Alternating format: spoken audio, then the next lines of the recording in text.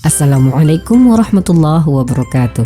Teman-teman, kita lanjutkan pembahasan tentang soal TWK CPNS 2021 Part 5. Soal yang pertama, seseorang yang telah diangkat menjadi aparatur sipil negara atau ASN memiliki peran yang sangat penting untuk menciptakan kehidupan masyarakat Indonesia yang sejalan dengan Pancasila dan Undang-Undang Dasar tahun 1945, sehingga ASN harus memiliki perilaku yang profesional, bertanggung jawab, serta bebas dari unsur KKN. Berdasarkan narasi tersebut, maka seseorang ASN haruslah memiliki sikap A. Integritas, B. Kepahlawanan, C. Mandiri, D. Keadilan sosial, E. Nasionalis. Maka jawabannya adalah A. Integritas, karena sebagai ASN harus memiliki sikap integritas sehingga memiliki perilaku yang bertanggung jawab serta bebas dari unsur KKN.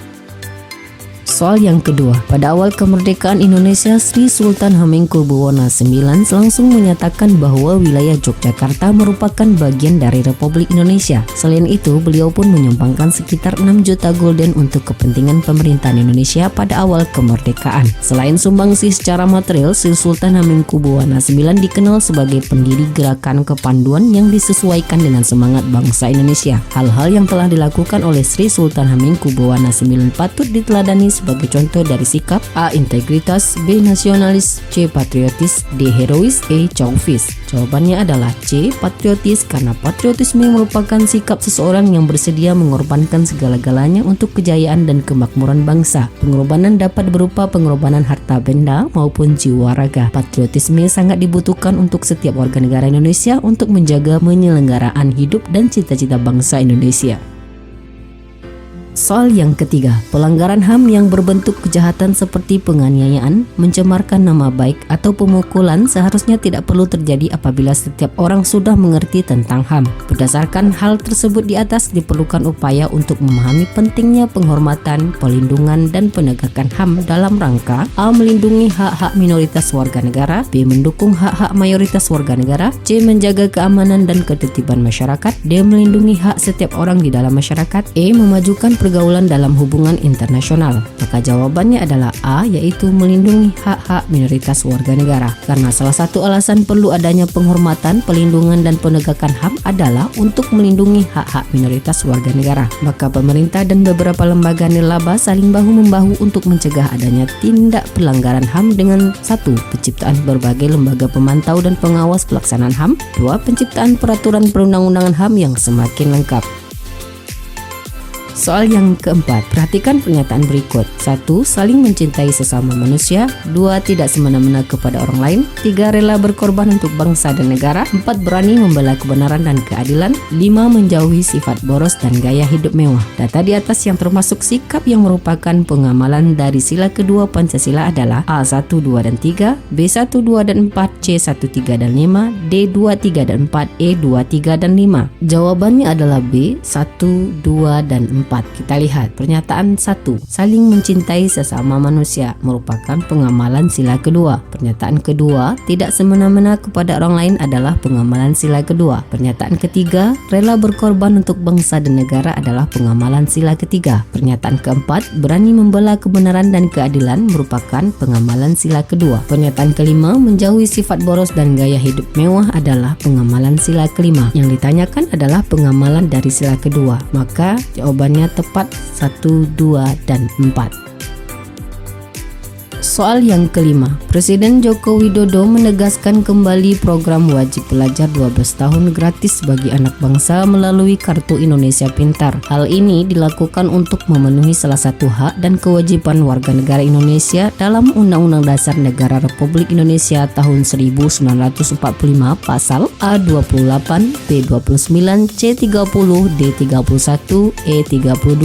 Jawabannya adalah 31. Kita lihat satu persatu. Pasal 28 berkenaan dengan kemerdekaan berserikat dan berkumpul, mengeluarkan pikiran dengan lisan dan tulisan. Pasal 29 tentang agama, pasal 30 tentang pertahanan dan keamanan negara, pasal 31 tentang pendidikan, dan pasal 32 kebudayaan. Maka jawaban yang tepat untuk soal ini adalah D, yaitu pasal 31.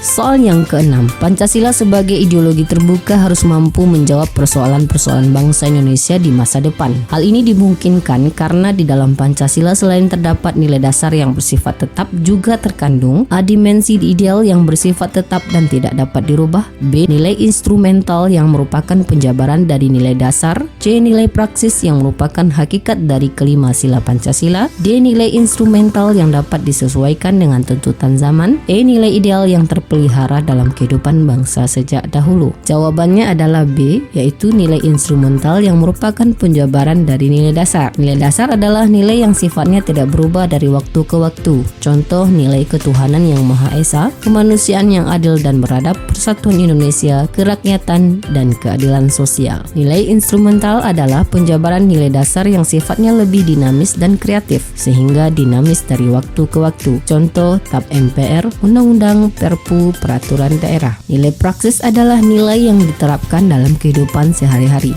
Contoh, nilai kebersamaan, nilai kekeluargaan, nilai anti diskriminasi, dan lain sebagainya.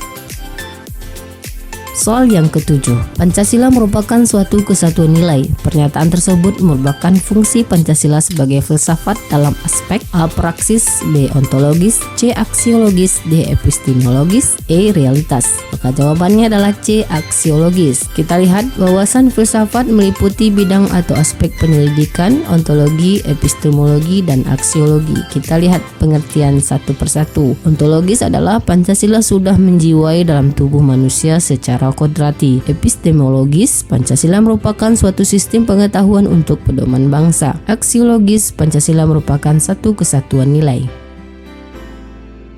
Soal yang ke-8, mengadili pada tingkat pertama dan terakhir yang putusannya bersifat final untuk menguji undang-undang terhadap undang-undang dasar, memutus sengketa kewenangan lembaga negara yang kewenangannya diberikan oleh undang-undang dasar, memutus pembubaran partai politik, dan memutus perselisihan tentang hasil pemilihan umum merupakan tugas dari A. Mahkamah Agung, B. Mahkamah Konstitusi, C. Komisi Yudisial, D. DPR, E. Pengadilan Negeri. Maka jawabannya adalah B. Mahkamah Konstitusi, karena Mahkamah Konstitusi berwenang mengadili pada tingkat pertama dan terakhir yang putusannya bersifat final untuk menguji undang-undang terhadap undang-undang dasar, memutus sengketa kewenangan lembaga negara yang kewenangannya diberikan oleh undang-undang dasar, serta memutus pembubaran partai politik dan memutus perselisihan tentang hasil pemilihan umum.